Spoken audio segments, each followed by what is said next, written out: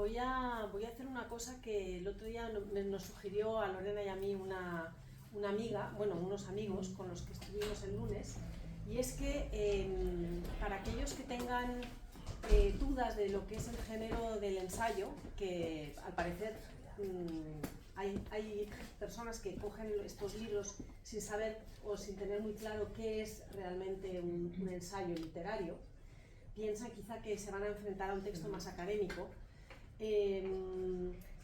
Yo les diría, bueno, por supuesto, lean toda la colección de ensayo de la Huerta Grande, eso es la primera recomendación que haría, porque se van a dar cuenta de lo que es ensayar, porque además lo van a ver desde distintas voces y desde distintos yoes, porque esa es la clave del ensayo, ¿no? El je de Montaigne, el yo que piensa y que se piensa en la escritura. Entonces, les leí esto, bueno, es muy breve, se lee muy rápidamente, y Hernán me ha dado autorización para que comencemos leyendo este textito, que yo creo que está muy bien para introducir la charla que vamos a tener aquí esta tarde, porque además el ensayo de Hernán, El beso de Andrómaca, que título más bonito, sí, ¿verdad? Sí. Era de él, no lo hemos tocado. El ensayo de Hernán es especialmente reconocible dentro de lo que es el ensayo que está aquí explicado. Esto es un texto muy breve, se titula Esbozo sobre el ensayo, y lo ha escrito José Antonio de Ori, que es diplomático y es escritor, y nos cedió este pequeño capítulo de su libro. Dice, se confunden ensayo y texto académico, similares ambos, claro, aparentemente al menos, uno y otro textos de no ficción, y en que se habla de algo real. Algo, digamos, con existencia previa al momento de la escritura y a la mera imaginación del escritor, pero distintos en el resto, en lo fundamental, ejercicios diferentes movidos por impulsos y empeños diferentes. El ensayo, a diferencia del texto académico, no necesita justificarse. El autor escribe a nombre propio y dice lo que quiere decir, lo que piensa, cree o siente, lo que le parece. Su texto se basa más en quien lo escribe y cómo que en lo que dice. Adorno habla de la experiencia del tanteo que siempre sugiere la palabra ensayo. Y el que ensaya y tantea, arriesga. Arriesga con lo que dice y se arriesga entero. Su exposición no se basa en lo que hayan dicho otros o en el prestigio incorporado en una cita de un tercero. Se sostiene sola. No, sola no. Se apoya en sí mismo, en el autor. Si cita es porque al hilo de lo que escribe viene a cuento algo que alguien ha pensado antes. No hay una colección de citas, un collage de argumentos, un enhebramiento más torpe o más brillante de ideas ajenas. En el ensayo hay solo una idea, un solo argumento, los del autor. Él sabe qué quiere decir, lo dice él con su lenguaje y se responsabiliza en su propio nombre de eso que dice. Se arriesga y se expone en cada frase como el torero se arriesga en cada pase. No hay en el ensayo voluntad sistemática, no es un tratado, no busca la totalidad. No es siquiera un esbozo o un índice en el camino hacia algo mayor. No pretende ser más de lo que es. Texto fragmentario. No tiene por qué ser de actualidad el tema del ensayo. Es más, es mejor que no lo sea. Cuando preguntaron a Montaigne, por allá era de citarlo, por qué no escribía sobre unas guerras civiles en Francia de que podía ser víctima, dijo que también se le podía caer en la cabeza la teja de algún techo y no por eso iba a hacerle el honor de pensar en ello. El ensayo incorpora su propia actualidad, la crea. Su autor está pensando y escribiendo en un momento determinado de la historia y el ensayo refleja ese momento. Hay en el ensayo voluntad de trascender. No busca mostrar conocimiento reciente, no resulta de una investigación, de un análisis del estudio de algo. Hay mucho más en juego, todo lo que el autor sabe, eso que ha permanecido y se ha sedimentado, de lo que ha aprendido con el tiempo de su disciplina y del resto del mundo. José Carlos Mariátegui decía, ninguno de mis ensayos está acabado. No lo estará mientras yo viva y piense y tenga algo que añadir a lo por mí escrito, vivido y pensado. No cabe hablar de verdadero o falso en un ensayo. No cabe afortunadamente decir que faltan fuentes o que el autor ha desconocido determinada bibliografía. No se escribe un ensayo para aportar nada, o sí, para aportar la visión de uno, el autor, la suya propia, su forma de ver algo concreto y con ello el mundo. No se lee para aprender el ensayo, o sí, para aprender cómo el autor ve las cosas, para aprender de él y en últimas sobre él. El ensayo no dice esto es así, dice yo lo veo así. Por eso no podían reprochar a Ortega ser solo un ensayista, porque escribía lo que quería para decir lo que quería. Ainsi lecteur, je suis moi-même la matière de mon livre. Así lector soy yo la materia de mi propio libro. Y con esto yo dejo aquí a dos ensayistas de la Huerta Grande, novelista también, novelista y ensayista, y te cedo la palabra a Juan Carlos Chirinos. Vale, muchas gracias, Filipín. Buenas tardes, gracias por venir a todos los que han venido. Bueno, dice ahí el señor que Mariátegui decía que sus ensayos no estaban acabados. Claro, si las notas de pie de página de Mariátegui son de 10 páginas, ¿cómo van a estar acabadas? Así no va a poder acabar nunca un ensayo. Bueno, estoy muy contento de estar aquí, de verdad, porque bueno, es la Huerta Grande, porque Filipín, Patricia, y tengo el honor de darle la bienvenida a la editorial, a Hernán, a quien conocí en Salerno cuando fui invitado para allí para hablar de un ensayo de la Huerta, por cierto. Fui a hablar de Venezuela, el libro de Venezuela. Y fue uno de mis cicerones para ir a un pueblo maravilloso que se llama, ¿cómo es? Montesano Sulla Marcellana, donde hay una iglesia que es gemela de la iglesia donde yo soy, Valera, y ahí la pasamos maravillosamente, y ahí tuve oportunidad de conversar un rato con Hernán y de darme cuenta de que era ya en ese momento era un autor de la Huerta. ¿A que sí? Cuando regresé y le dije a Filipín, tengo un autor de la Huerta, y conocí a un autor de la Huerta, te lo traigo el año que viene, y efectivamente te lo tengo, como se dice en Venezuela. Y bueno, Hernán, no sé, le ofreció como 40 libros al mismo tiempo, y Filipín escogió porque bueno, es muy joven Hernán, aunque yo me vea más joven, por supuesto. Y tiene mucho talento. Él me preguntaba el año pasado cuando vino, que estuvimos saliendo por ahí, que cómo había tenido confianza sin haberlo leído. Es que ya cuando uno está muy viejo ya, hay un refrán en Venezuela que es perro viejo late chao. Entonces yo veo a alguien, hablo con alguien y sé si sirve o no sirve inmediatamente. Se le nota a kilómetros. Y bueno, este libro es la prueba de que no andaba muy desencaminado. Si de ahora en adelante ya todo lo demás que haga es malo, no es culpa de mí. No es mi culpa. Este libro es un libro de besos, pero es un besos que ocultan un discurso político muy importante.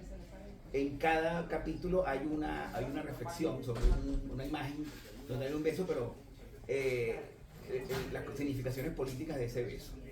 Voy a decir algo más tarde que me llamó mucho la atención del primer capítulo, que está dedicado a un cuadro de un pintor francés, Guillaume Letier, ¿no?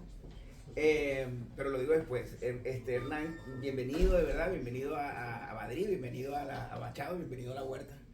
Y bueno, cuéntanos cómo nació este libro, cómo se te ocurrió, a quién estabas besando cuando escribiste este libro. Muchas gracias a todos por estar aquí, muchas gracias Filipín, muchas gracias Patricia, muchas gracias a ti. Me alegra un montón haber escrito este libro, haberlo escrito en la colección de ensayo de la Huerta Grande. En realidad yo lo he dicho, en general lo digo hoy, este libro es idea tuya.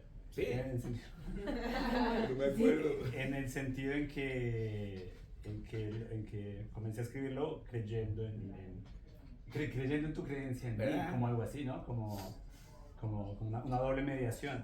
En la medida en que yo me dedico a hacer y escribir historia, artículos históricos, libros de historia, es decir, a nivel académico.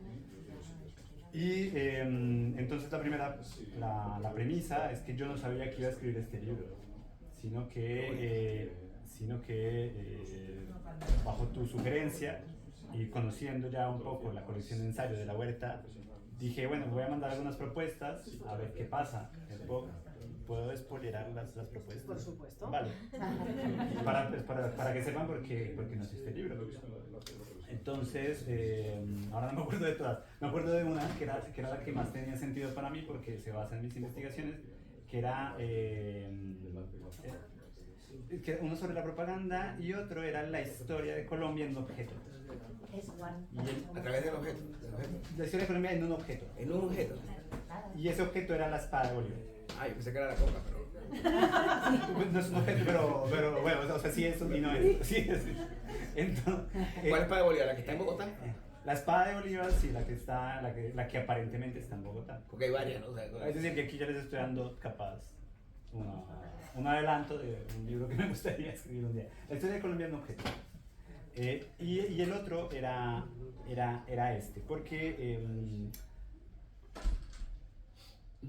como todo buen historiador soy malo para las fechas. No es, parece broma, pero no es cierto. En el sentido en que yo hice como un recorrido por la literatura, por la filosofía, y mi pasión por la historia nace en la medida en que me pareció la cosa más difícil como profesión. Y en ese contexto, para entrar por la historia, entré por las imágenes. Es decir, un poco lo que, y no necesariamente tiene que ser historia del arte, es lo que hoy se llama como estudios en cultura visual. La cultura visual significa reconocer el poder que tienen las imágenes. Las imágenes detentan un poder desde, al menos el ejemplo que me viene más radicalmente, pero está incluso anterior, es el mundo medieval. En un mundo donde nadie sabe leer y escribir, ¿cómo se evangeliza? A través de la imagen. Entonces, las imágenes tienen un gran poder performativo. Y en ese sentido, me pareció que había algo que no había estado estudiado y como que se había dado un poco por descontado.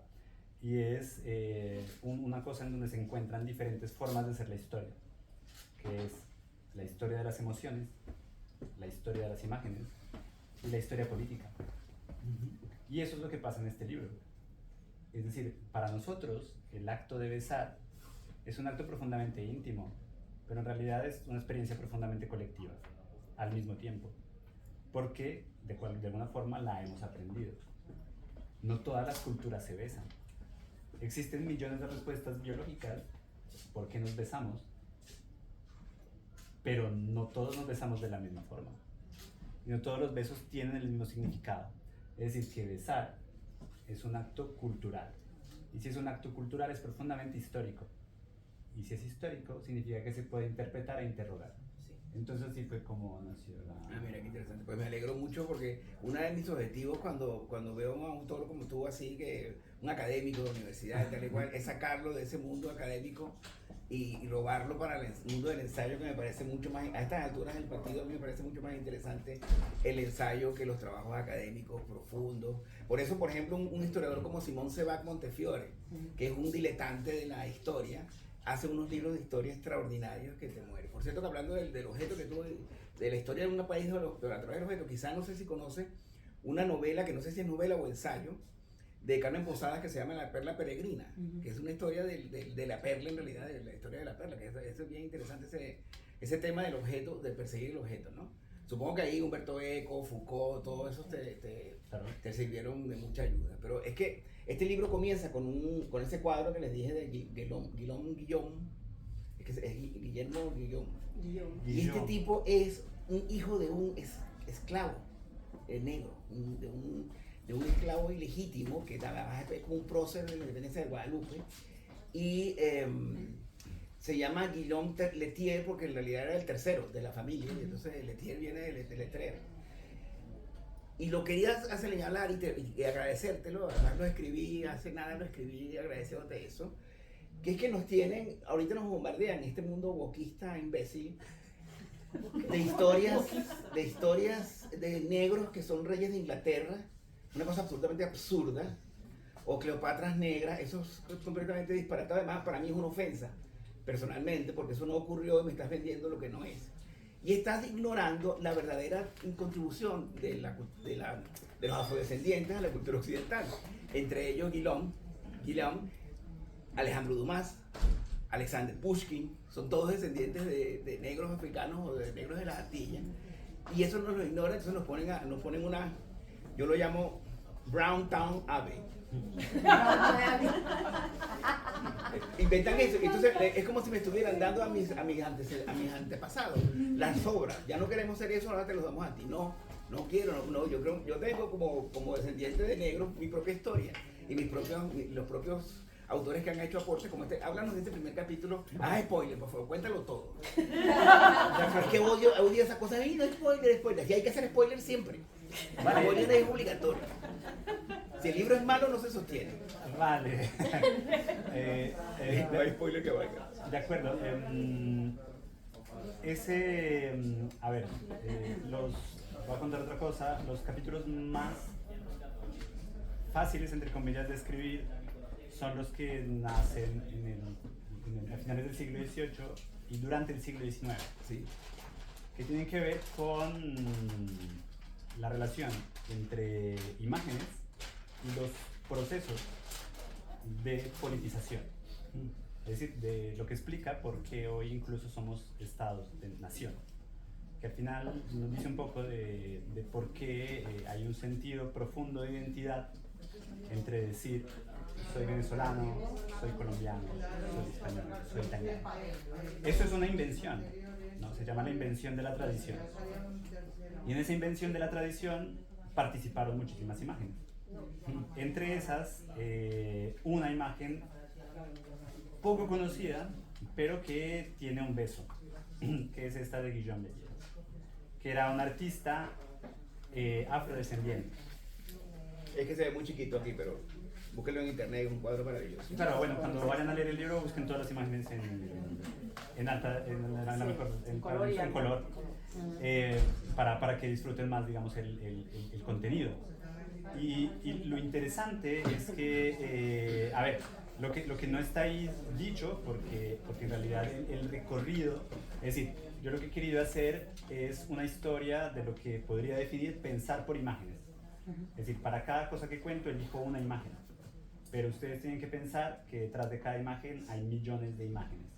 ¿Por qué esa imagen es importante? En primer lugar, por esa razón, porque la escribió un artista poco conocido, pero que en realidad era muy famoso y fue elegido por el mismo Napoleón. Y que fue director de la Academia Francesa y que fue de Roma. director de la Academia Francesa de Roma. Cuidado, que no fue un mindundi que vino y pintó, no, era un tipo importante. No, fue súper importante.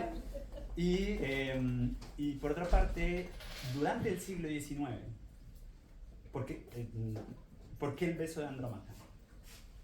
Porque aquí está un poco todo el hilo conductor, ¿no? El filo Bush. Que es la cuestión de si han leído la Ilíada, si han tenido la fortuna de leer la Ilíada y el infortunio de ver Troya. Pues, bueno, vale. No pasa nada. No pasa nada, no pasa nada si está Brad Pitt. Cortado en la cabeza a Zeus en un templo. Sigue. Pero lo cierto es que perdemos el hilo. La Ilíada nos ofrece una imagen muy interesante, que es la de Héctor saludando a su hijo con un beso. Y en la película está el beso, pero es un beso que Homero no dijo, que es el beso de Héctor y Andrómaca. Claro, no sé. Y es el beso antes del sacrificio. El tipo se va a inmolar por Troya. Es decir, que es el héroe más admirado. Esto no lo digo yo, esto lo dice Aristóteles. ¿Quién? Que no pudo venir hoy porque estaba haciendo una cosa. Estaba bastante ocupado. Estaba bastante ocupado. ¿Quién en su análisis sobre la poética, sobre lo poético, nos mostró que muchos momentos de la epopeya podrían convertirse tranquilamente en tragedias. Y uno de esos momentos sería la tragedia de Héctor, ¿no? Que siendo el más admirado, y esto es interesante porque va a jugar un papel muy importante, es decir, por eso el salto, ¿por qué parto de Homero y la verdadera historia comienza a finales del 18? Bueno, porque el neoclasicismo del clásico. Y lo interesante es que la figura de Héctor es el héroe al mismo tiempo patriótico y al mismo tiempo el héroe familiar, monogámico además, en el imaginario.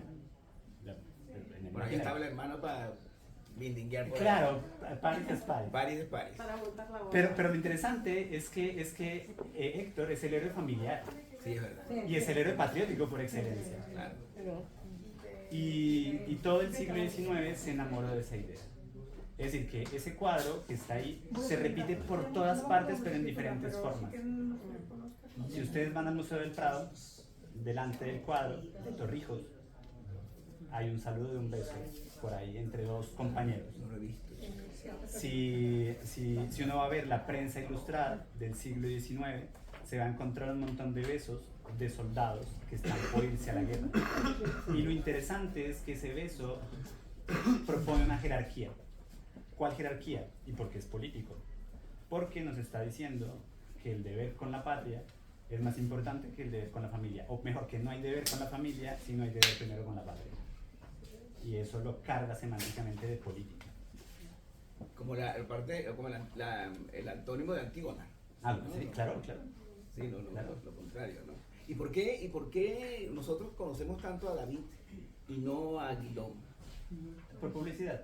Por publicidad. Claro, en el sentido en que,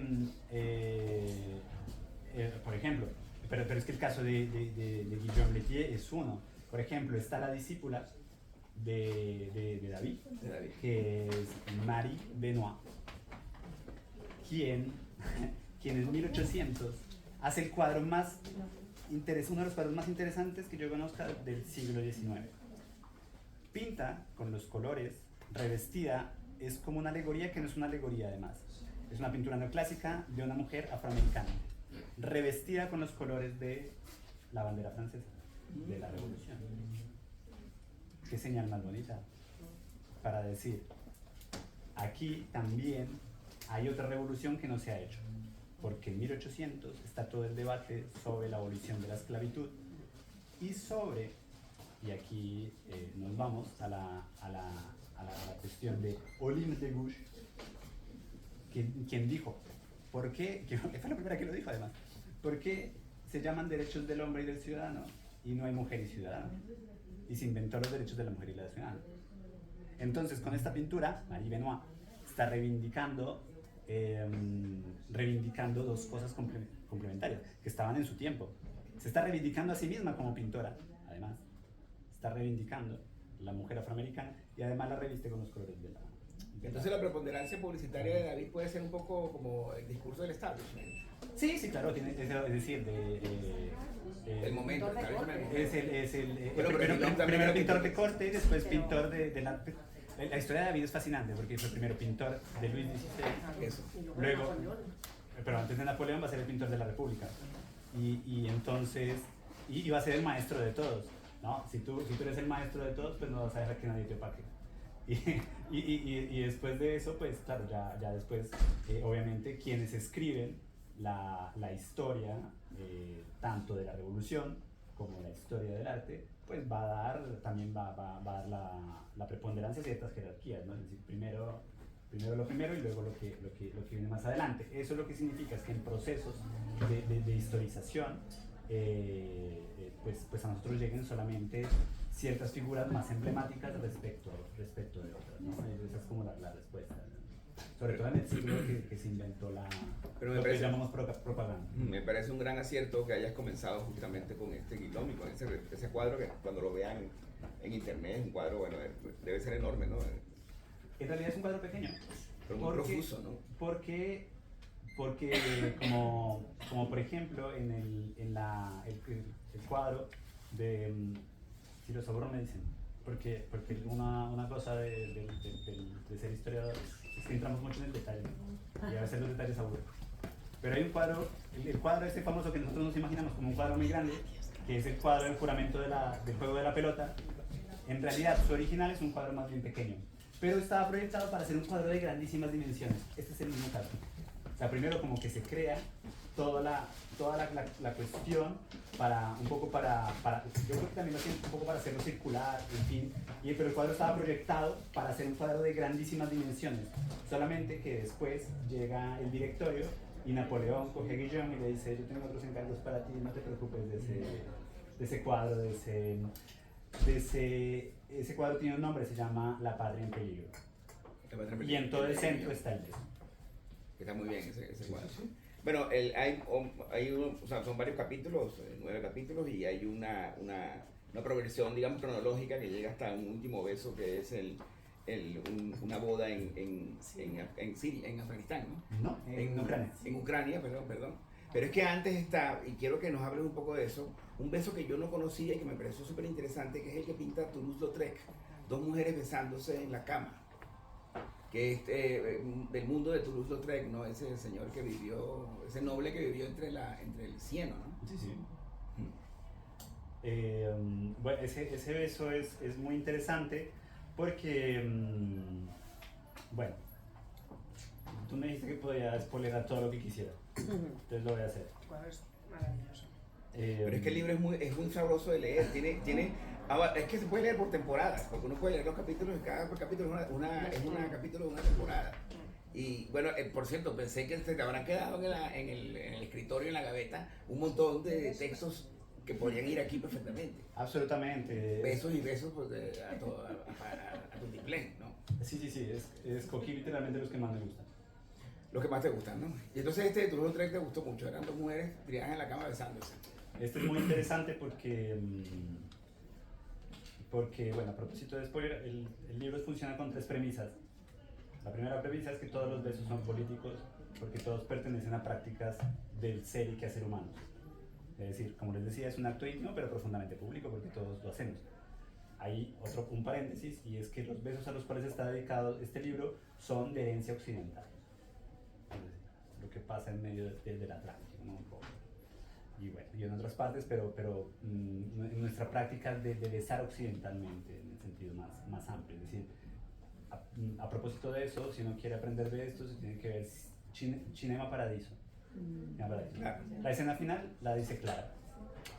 La segunda premisa es que si todos los besos son políticos, hay unos más políticos que otros. Uno dice, bueno, vale, ¿por qué unos más políticos que otros? Porque en la medida en que se representan iconográficamente, pues se representan con propósitos específicos. El beso del que acabamos de hablar tenía el propósito de decirle a los voluntarios franceses: si quieres luchar por tu familia, combate primero por la patria, porque la patria está en peligro. Eso es lo que lo hace político. Y la difusión del cuadro, y después la difusión de muchos otros cuadros por el estilo, pues lo hace un producto eminentemente político. Y la tercera premisa es esa: entre más circula un beso político, o sea, más poderoso se convierte a nivel de influencia. El caso de, ¿por qué hice todo esto? Porque el caso de este beso entre dos mujeres de Toulouse-Lautrec es un beso escondido entre comillas, en el sentido en que Toulouse-Lautrec es un artista que decide pasar la mayor parte de su tiempo en los burdeles y pintar desde allí la París de su tiempo. Eso significa que tuvo mucho tiempo para compartir con muchas mujeres de estos burdeles. Pero me pregunté por la naturaleza de un burdel. Y la naturaleza de un burdel es que es la cosa más pública que existe. Lo que pasa es que funciona en una doble vía, en una doble moral. Porque lo que pasa allí dentro no se dice afuera, pero lo que pasa afuera sí que se dice allí dentro. Y lo que hacía Lautrec era muy interesante porque muchos de sus cuadros los usaban es decir, esos burdeles donde pintaba Lautrec se convertían en museos. Yo lo que digo un poco en este capítulo es que para que un museo, una experiencia artística, un museal exista, no tiene necesariamente que llamarse museo. Porque su poder está justamente en el hecho de que circula mucha gente por ahí. Y es muy interesante porque él hace una provocación, ¿no? Imaginemos finales del 19, principios del 20, lo que significa ser homosexual. Y en ese contexto, él pinta este beso de dos mujeres. Y imagínense toda la gente de, entre comillas, buena reputación que visita estos lugares y que se encuentra con ese beso. Da mucho que pensar. Y ese es su poder político. Ahora nos dice otras cosas ese beso, pero sí, su naturaleza radica en cuanto a provocación como político. Que me llamó la atención, por cierto, que el beso de Judas no está. Eso estaba pensando yo justamente ahora. ¿Sabía que me iban a preguntar? Sí, claro. Yo justo estaba pensando el gran beso que yo vamos, que me venía a la mente, iba a preguntar si habías incluido el de Judas. No está el de Judas. Y tampoco está el beso de Doisneau, el famoso beso ese en París. Pero lo menciona para hablar del beso de Times Square. Hay otro beso homosexual sin querer, que es el beso entre Brezhnev y y Honecker, como se diga, y que está en el mural este de Berlín, en lo que queda del muro de Berlín, y que ha cambiado su significación, ¿no? Claro. Igual que el beso de Times Square. Sí, claro. Efectivamente han dado Cada uno ha dado un giro ha dado la vuelta a al... cada Porque vez. Eso Brezhnev cuéntalo porque es interesante. Brezhnev ahora es una drag Comparar queen, los dos es una drag queen, es como madrina de drag queen Brezhnev. Me han hecho 3 preguntas al mismo tiempo. Voy con la primera. ¿Por qué no el beso de Judas? Cuando lo estaba escribiendo el libro sabía que me iban a preguntar. Porque me hubiese metido con una cuestión bastante espinosa que estoy estudiando con mucha atención, y es cuánto hay de religioso en lo político y cuánto hay de político en lo religioso. Y como no lo he resuelto, pues no hablé de ello. Como dice Wittgenstein, ¿no? Mejor no hable. Uno debe elegir el silencio la mayor parte de las veces. Pero si tienes que decir, tienes que estar bastante seguro de lo que vas a decir. Aunque tenga, ¿cómo se llama? Connotaciones políticas claras el beso de Judas. Es que tiene connotaciones. Me estás provocando. Sí, claro. Es que tiene Eso me contrataron. Es que, como algunos de estos besos, tiene connotaciones teleológicas, porque es el mal necesario. ¿Cómo hablas del mal necesario? Es decir, por eso lo estoy elaborando. Qué bien. Necesito más tiempo. Dame tiempo. Brezhnev. Y luego tenemos entonces lo que pasa con el famoso beso, con ese contraste entre lo que pasa con el famoso beso del Times Square, entre el marinero y la enfermera no enfermera, O la supuesta enfermera. la supuesta enfermera, y el beso socialista por excelencia. Estos son besos muy interesantes porque sus historias son al menos 2 veces políticas. El primer beso, porque su mito se configuró gracias a su anonimato. Gracias a su anonimato y gracias a un ambiente cultural. ¿Por qué gracias a un ambiente cultural? En primer lugar, porque después del lanzamiento de las 2 bombas atómicas, antes de realizar la idea del desastre humano, pues Estados Unidos estaba de fiesta. Y lo que hubo fue agarrones de hombres besando mujeres. Pero la que quedó consignada para la historia fue este beso del Times Square. Y lo cierto es que ese es el ejemplo. Yo este beso lo uso mucho en mis clases a propósito de cultura visual. Porque yo lo pongo, ¿no? en las diapositivas, como les digo, bueno, ¿qué ven ahí? Y la gente dice, no, pues un beso muy romántico. Vale. Pero ya lo vieron. Pues sí, lo estamos viendo. Pero les parece romántico. ¿Por qué no es romántico? Bueno, si uno pone un poquito de atención al beso, pues se ve que la tipa está siendo medio forzada, ¿no? Pero es decir, lo interesante de cuando vemos ciertas imágenes es que a veces la imagen dice más de nosotros mismos que de lo que nos está diciendo. O sea que ahí lo que acontece es una proyección romántica. Y que bueno, que en el momento en el que se hace, en 1945, pues es un momento histórico marcado por la guerra, y donde el momento de celebración y otras configuraciones de valores, etcétera, no pasa ni siquiera por la remota idea que eso se llame hoy en día, que eso va a tener un otro nombre después, mejor me corrijo, que eso va a tener otro nombre después, que se llama abuso, que se llama el no consentimiento, que después se va a hacer con un hashtag que es MeToo, ¿no? Claro. Bueno, el que tú cuentas que, claro, que hicieron una escultura y le pusieron otro nombre. Claro, porque así es como la historia da la vuelta. La cuestión interesante es que la historia da la vuelta por razones económicas y no políticas, no políticas de manera inmediata. En el sentido en que, claro, el beso se comienza a volver muy, muy famoso desde el inicio, pero con la conmemoración, como con los 20 años del fin de la guerra, pues la revista Life lo vuelve a proponer en la portada. Y la gente astuta comienza, los protagonistas son aparentemente anónimos, ¿no? Lo que significa que puede ser cualquiera. Y comienzan a aparecer los que podían ser ese hombre y esa mujer. A decir, bueno, yo soy ese, yo soy esa, yo soy ese, yo soy esa. ¿Pero por qué? Para cobrar. Claro, no por el reconocimiento, para cobrar. Entonces se crea todo un debate en donde el fotógrafo que capaz que tiene que pagar derechos, etc. Pero al mismo tiempo entonces comienza a aparecer la investigación sobre quiénes pueden ser los protagonistas de ese beso, sobre eso hay un libro y hay una serie de probabilidades. Y la historia más certera es la de la chica que no era una enfermera, sino era una auxiliar de odontología, que saliendo del trabajo la pilla este marinero, que entre otras cosas estaba también ya con otra chica, pero... Y seguro tenía caries. Y que capaz que tenía caries y la besa. Y lo interesante es que ese libro se publica, si no me equivoco, en el 2015, una cosa así. Pero es que en el 2015... O sea, a mí lo que interesa de esta historia no es la verdad del beso, sino lo que pasa en cada momento histórico. Porque ese beso se actualiza con los valores de su tiempo. Eso es lo divertido. O sea, y por eso es que me encanta mi trabajo. Y pasa con toda la plástica, con todas las imágenes.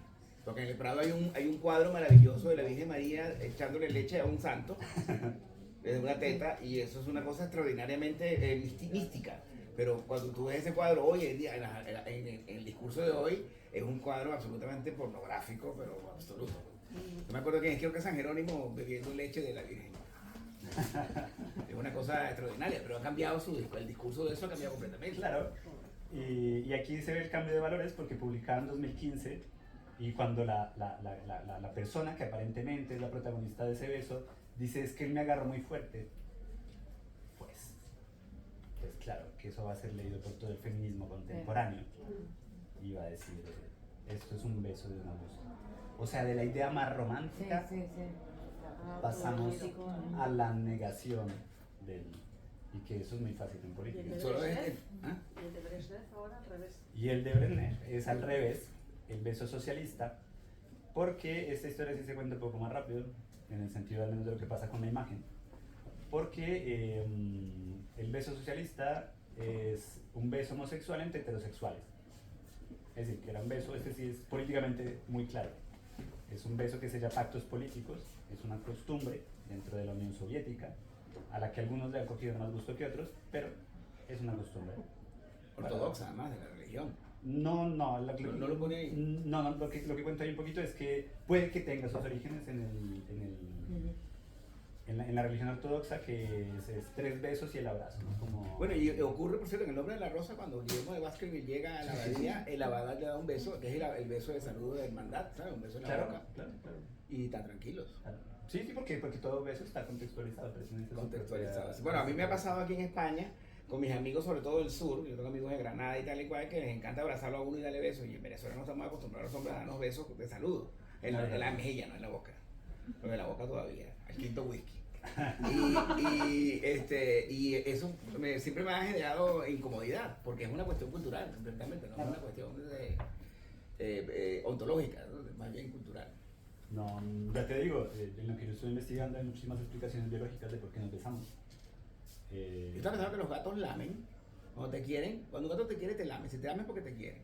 Y entonces nosotros, el beso es como una sublimación del lamer, porque no vamos a llegar a lamernos tampoco. O sea, no tengo una respuesta de la podría ser algo así.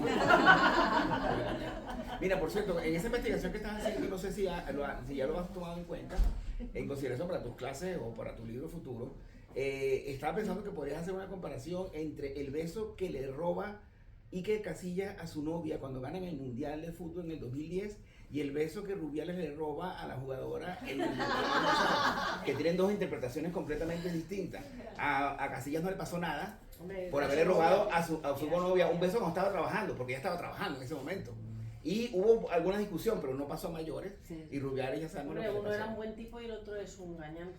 Sí, pero eso no es... había detrás, claro, claro, es verdad, eso desde el punto de vista social, pero desde el punto de vista jurídico eso no es ser un gañán no es un delito, ¿sabes? Y entonces podrías hacer una comparación interesante sobre eso, pero no, tú estás en Italia. Sí, pero ella no se lo esperaba, estoy un poco contigo, ella no se lo esperaba. Sara, ¿cómo se llama? Sara Carbonero. no se esperaba de eso, claro, está trabajando. De hecho, no le gustó. Creo Sí, que no no le creo gustó. que le haya gustado. No le No le gustó. gustó. Entonces quizás esa, no sé, bueno, si lo conoces, esos episodios lo conoces, bueno, el de Rubiales lo conoce. Sí, ambos son. El de, quizás podrían servir para ese tipo de discursos que están trabajando, ¿no? Yo creo que ese libro Ambos los sería mucho más conozco divertido si lo escribes porque... No, yo no beso a la gente. Yo cobro por besar. Bueno, porque además, no, en Colombia teníamos, yo no sé si existe todavía, pero cuando todavía se jugaba corriendo, antes del smartphone, de que los niños corrían, Ah, ok.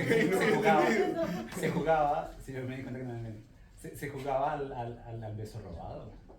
¿Sabes? Ahí estaba como esa idea de robar un beso, ¿no? Que robar un beso es una cosa medio romántica. Sí. ¿Verdad? Así de que la botella. Sí, con la botella. No, pero la No, botella no es robar el beso. Ah, Eso no, te toca, te no, toca. bueno, pero está en la botella, pero que sí, que está el beso, que si te gusta una chica le robas un besito y sales a correr. Ya. Pero Sí, cuando sí, tienes, no sé, 10, 12 años, qué sé yo. Pero, ¿sabes? Es decir, hay un montón esa carga semántica va cambiando porque van cambiando también los valores. Entonces, ¿qué pasa con este beso? Este beso es interesante porque de ese beso se hace una fotografía. La fotografía, es decir, gracias a la fotografía que el beso, digamos, circula un poco más. Y donde El de Times Square, ¿cierto? No, este es el de socialistas. Ah, el de Brezhnev. Y estamos delante, entonces, en el contexto en el que se da el beso, estamos delante de una sociedad con un modelo político-económico muy rígido y donde el ser homosexual es prácticamente un delito, como lo es hoy en la Rusia de Putin, ¿no? Y entonces, la cosa interesante es que ese beso, luego, cuando se convierte en moral, se resignifica y se convierte en la celebración de los besos entre parejas entre homosexuales. Y entonces se dan cuenta como esas son las cargas políticas y eso es lo que va un poco cambiando. Es decir, que si hacemos como la parábola de lo que significa ese beso de Guillaume Letier, de combate por tu patria, pues va cambiando, se va configurando en otras cosas, pero eso significa que en términos de configuración de identidades, de memorias, permanece latente, porque es lo que está pasando hoy con abril del 2022, 2 meses después de la guerra, del inicio de la guerra en Ucrania. Los jóvenes y las jóvenes que combaten, que deciden combatir voluntariamente, porque en Ucrania hay un proceso de nacionalización muy interesante, se está haciendo una presentación a propósito al otro lado sobre la cuestión de Ucrania, pero que lo interesante es que hay mucho voluntarismo juvenil. Y en abril, es decir, a unos meses, a pocos días, diría yo, a pocas horas del inicio de la guerra, pues como estos voluntarios y estas voluntarias no saben si van a vivir o morir, se comienzan a casar. Y obviamente la prensa, que no se pierde una, comienza obviamente a difundir las fotos de estos matrimonios y un montón de besos políticos, que es la repetición otra vez del beso de la patria en danger, ¿no? La patria en peligro, ¿no? Hay una patria en peligro que hay que rescatar. Entonces, y esto es muy interesante porque es como una especie de psicología social. Es decir, que algunas imágenes en algún momento histórico, según ciertos valores, según ciertas condiciones, o se pueden cambiar o se pueden reinventar, ¿no? Como en este caso, es decir, estos besos de estas parejas de que se casan en Ucrania tienen una carga semántica muy similar al beso francés de finales. Y no es una casualidad que entre uno y otro lo que se está debatiendo es la idea de nación. Y la salvación de la nación. De la salvación de una patria, la salvación de una nación. Sí, y al mismo tiempo cómo está poniendo en cuestión toda una serie de principios o de valores, llamémoslo como queremos, que sustentan los jóvenes hoy, ¿no? Cuando vemos que ya pues, los jóvenes o no se casan o no se comprometen, que se dice, ¿no? Bueno, son hechos, es una realidad. ¿Por qué? Pues porque no tenemos acceso a tantas cosas, ¿no? A la vivienda, y de repente surge un conflicto, todo eso desaparece como lo que era la prioridad por la cual no se tomaba una decisión, y se toma esa decisión pues por un acto también muy romántico, además de político, un acto muy romántico. Hay una característica común en todo esto, y es que ¿por qué me gustan tanto estos besos? Porque casi todos, yo diría todos, pero puede que esté equivocado, pueden ser el último beso. Ah, pueden ser como el beso de que creemos Héctor le dio a Andrómaca antes de irse a morir a las manos de Aquiles porque sabía que iba a morir, como bien lo cuento menos. Y lo curioso es que en todo este libro el único capítulo donde no se besan es el que habla de la Guerra Civil Española. Es el no beso. Porque la imagen es, no hay un beso ahí. No existe el beso. Un hombre y una mujer ahí, al lado. Abrazados, claro. Pero el gesto muestra el beso. Yo no estoy seguro de que se estén besando. Es una licencia poética.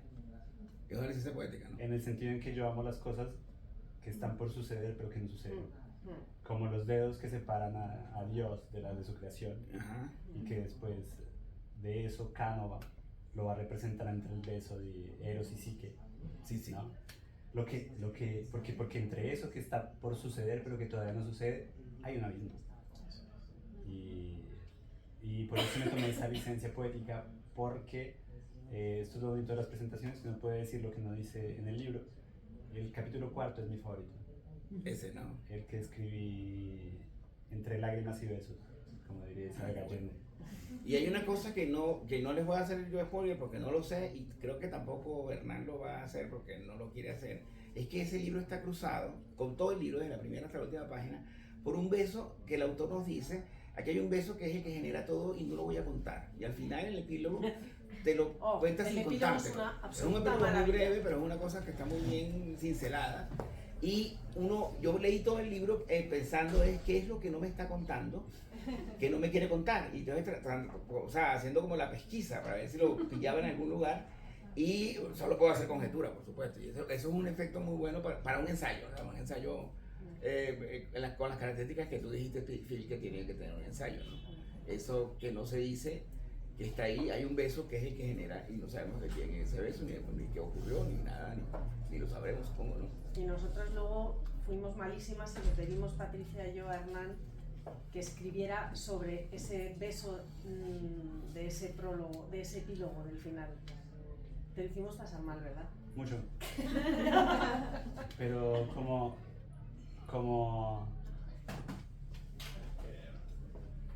buen historiador respondo a las preguntas con otras preguntas. Exactamente. Pero yo animo como todos los que están aquí van a leer el libro, cuando lean el epílogo, que es este textito bellísimo que termina el libro. Bueno, si quieren lo leo.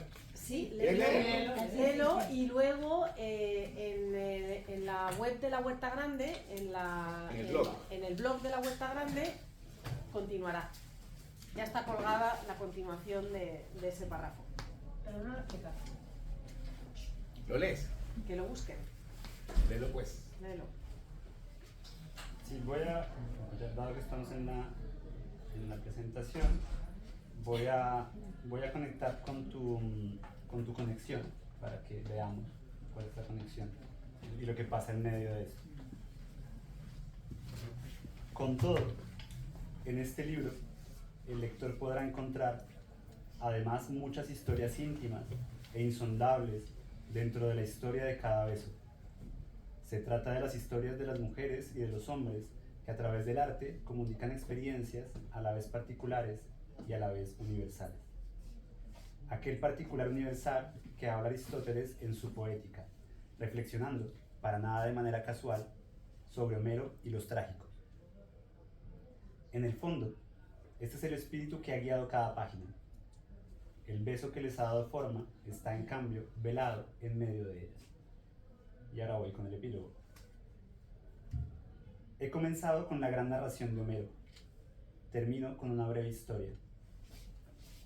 Un día cualquiera de abril, un hombre abrió una puerta y encontró una mujer. Se enamoraron. Entre las características que formaban parte de los misterios y de los prodigios de ella, estaba la capacidad de hacer preguntas difíciles y de dejar sembrada entre sus interlocutores la semilla de la duda constante. Poco antes de saludarla con un beso, que no sabía que iba a ser el último, ella le dijo: si pudieras elegir entre la libertad o la felicidad, ¿qué elegirías? tuvo que pasar un buen tiempo para que él pudiera hallar la respuesta. Después de haberla encontrado, salió a buscarla, asegurándose de no dejar nada al caso. Bueno, pues yo creo que con este texto podemos terminar. Que yo no sé si fue el acento tuyo, pero es que me sonó garciamarquiano. Ese texto, ese epílogo es muy garciamarquiano. Hay una cosa como de Petra Cotes despidiéndose de su amante para siempre. Maravilloso, ¿no? Maravilloso. Yo he traído un regalito para ti. Ah, vale. Para terminar tu presentación. Y es un poema, de un autor latino, no es griego, es un autor latino que se llama Catulo. Evidentemente sabemos quién es. Es el poema quinto de Catulo. Dice: vivamos, lesbia mía, y amémonos, y no hagamos caso de las habladurías de los viejos puritanos. Los soles pueden salir y ponerse. Nosotros, tan pronto acabe nuestra efímera vida, tendremos que vivir una noche sin fin. Dame 1000 besos, después 100, luego otros 1000, luego otros 100, después hasta 2000, después otra vez 100. Luego, cuando lleguemos a muchos miles, perderemos la cuenta para ignorarla y para que ningún malvado pueda hacernos daño cuando se entere de todos nuestros besos. Bueno, si quieres decir algo tú final, Hernán. Sí, que el problema en realidad de este libro está en otra parte. El problema de este libro es el problema de la historia, en el sentido en que el problema de la historia es lo que se mueve entre dos cosas, entre lo irreversible y lo irrepetible, y es un poco lo que pasa en cada historia. Qué interesante eso. Bueno, si nadie tiene nada que preguntar, el autor va a firmar su libro. ¿Tú quieres preguntar algo? Tengo curiosidad. Sí, Eduardo. He disfrutado mucho la presentación, pero en muchas de tus intervenciones, respondiendo a las preguntas de Juan Carlos, repetías la palabra romántico. Siempre parecía romanticismo, lo romántico. Claro, el beso está ligado a lo romántico. Sí. Y escuchándote me pregunto, ¿cómo ha mutado este concepto? ¿Qué queda de lo romántico? Semánticamente, romanticismo, hoy siglo XXI, ¿dónde está? ¿Qué es? ¿Cómo lo ves? ¿Qué encontraste en tus investigaciones sobre lo romántico? Pues, voy a responder diciendo que no estoy seguro de la respuesta, en el sentido en que si yo fuese un historiador del medioevo, te diría que todavía somos profundamente medievales. Todavía hay rituales, vamos a misa, bueno, quienes van a misa, etcétera, ¿no? Pero eso es lo que te lo digo. Porque siendo historiador del siglo XIX, me parece que somos profundamente decimonónicos. En el sentido en que estamos obsesionados todavía con la idea del progreso. El problema que tenemos hoy con la inteligencia artificial es el mismo problema que tuvieron en el siglo XIX con la invención de la fotografía, con la invención del ferrocarril, que es una invención del diablo o nos va a llevar al progreso definitivo. ¿Y por qué lo digo? Porque el siglo XIX también es el siglo del romanticismo. Y en ese sentido, romántico es en el sentido de esos valores que están junto con la idea de Estados-nación, que se basan todavía, y si uno prende las telenovelas, sobre la idea, por ejemplo, que tenemos aún hoy de la monogamia, sobre la idea que tenemos de encontrar el amor definitivo, sobre la idea de todo que estaba en las novelas de Dumas, estaba en Balzac, estaba en Madame Bovary soy yo. Cuando Flaubert dice esto, no lo dice gratis, lo dice como un juicio, pero también como una crítica. Así que mi respuesta es sí, pero me lo tengo que pensarme. Bueno, afirmar que a eso vinimos. Autor, muchas gracias. Muchas No sé. gracias a ustedes.